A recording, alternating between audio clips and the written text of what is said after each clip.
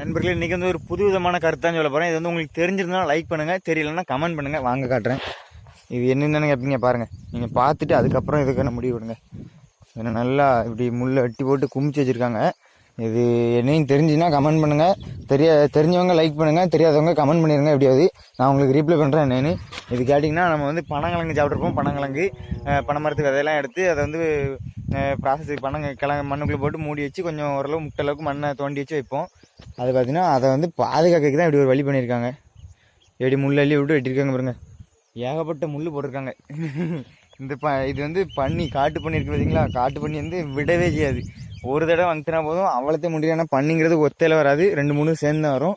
அவ்வளோத்தையும் அள்ளி தங்கிட்டு போயிடும். இது போட்டிருக்க கம்மியாக தான் போட்டிருக்காங்க, அதனால் இப்படி அள்ளி போட்டிருக்காங்க. நம்ம வந்து வீட்டுக்கிட்ட போட்டதுனால இப்படி முள் வச்சு அடைக்கல.